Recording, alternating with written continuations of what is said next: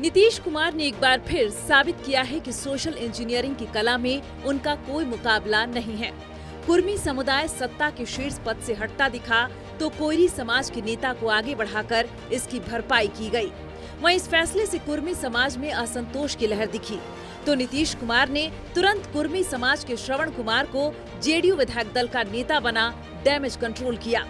एक तरफ कोयरी समाज को सम्राट चौधरी के रूप में बड़ा प्रतिनिधित्व तो दूसरी तरफ श्रवण कुमार के जरिए कुर्मी समाज को अहम भूमिका। इस रणनीति के जरिए नीतीश कुमार ने फिर से उस लवकुश यानी कुर्मी कोयरी समीकरण को मजबूती देने की कोशिश की है जो पिछले 2 दशकों से उनकी सत्ता की ताकत रहा है। इसके साथ ही उन्होंने ये भी संदेश दिया कि सत्ता की चाबी का जातीय मास्टर की अभी भी उनकी ही जेब में है। जिला अध्यक्ष से और वहाँ जो पार्टी के महत्वपूर्ण साथी हैं उनसे मिल रहे हैं। आने वाले टाइम में उनका बिहार में यात्रा भी होगा, अलग अलग जगह जाएंगे और फिर आगे का क्या होना है पार्टी बैठ के तय करेगी। श्रवण जी पार्टी के हम लोगों के सबसे पुराने साथी हैं। शुरुआती दौर में जब 7 एमएलए समता पार्टी में हुए तो उस समय श्रवण जी भी जीते थे और उस समय से पार्टी को हमेशा पूरा बिहार भर का वर्कर जो हमारे कार्यकर्ता हैं श्रवण जी को जानता है।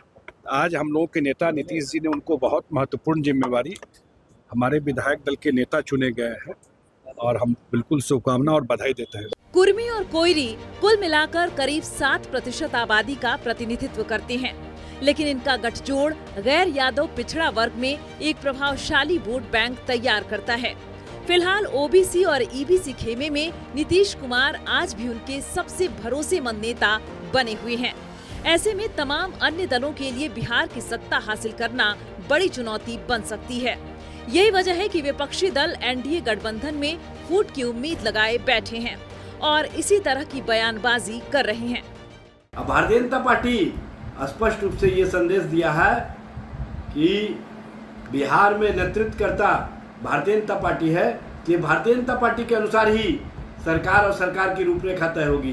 कैबिनेट में कौन मंत्री बनेंगे नहीं बनेंगे, जनता दलीय अपने कोटे के मंत्रियों का नाम जरूर दे सकते हैं, लेकिन जनता दलीय नेताओं को भी पता है कि जब 3 महीने के अंदर नीतीश कुमार जी के नेतृत्व को भारतीय जनता पार्टी ने फिनिश कर दिया, भूंजा पार्टी को माध्यम बना करके, तो आने वाले समय में बिहार कैबिनेट का जो स्वरूप होगा वो भी भारतीय जनता पार्टी के अनुसार ही होगा।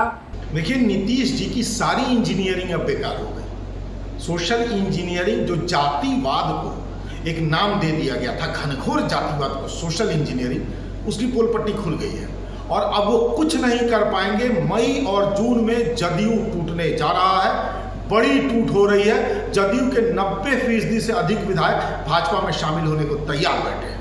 देखा जाए तो सम्राट चौधरी को मुख्यमंत्री बनाना केवल सत्ता का हस्तांतरण नहीं बल्कि एक सुनियोजित सामाजिक संतुलन का संकेत है। भले ही सम्राट चौधरी मुख्यमंत्री की कुर्सी पर बैठे हों, लेकिन सत्ता का असली नियंत्रण अब भी नीतीश के हाथों में ही दिखाई देता है। बीजेपी समर्थकों को यह आभास जरूर हुआ कि सत्ता पूरी तरह उनके हाथों में आ गई है, लेकिन जमीनी हकीकत इससे अलग नजर आती है। इसके बावजूद नीतीश कुमार के कद को देखते हुए बीजेपी पिछले 20 सालों से चली आ रही व्यवस्था में कोई बड़ा उलटफेर करना नहीं चाहती। बिहार में एनडीए की सरकार पूरी तरह स्थिर है और विकास के एजेंडे पर मजबूती से काम कर रही है। माननीय सम्राट चौधरी जी के नेतृत्व में सरकार तेज फैसले ले रही है। साथ ही नीतीश कुमार जी का अनुभव और उनका सोशल इंजीनियरिंग का अनुभव समाज के हर वर्ग को साथ लेकर चलने में अहम भूमिका निभा रहा है। यही कारण है कि बिहार में 20 वर्षों से एनडीए की सरकार है। एनडीए में नेतृत्व और अनुभव का यह संतुलन ही हमारी ताकत है। हमारे लिए सत्ता नहीं, बिहार का विकास और 14 करोड़ जनता का विश्वास सर्वोपरि है। विपक्ष के पास मुद्दा नहीं है, इसलिए भ्रम फैलाने की कोशिश हो रही है, लेकिन बिहार की जनता सब समझती है। हथियार डाला है लेकिन चलाना नहीं भूले। मौजूदा सियासी हालात में नीतीश ठीक इसी रणनीति पर चलते दिख रहे हैं। मुख्यमंत्री पद छोड़ने के बाद भी उन्होंने अपने कोर वोटर्स के बीच यह नैरेटिव सफलतापूर्वक स्थापित किया कि सत्ता परिवर्तन उनकी रणनीति का ही हिस्सा है, न कि मजबूरी।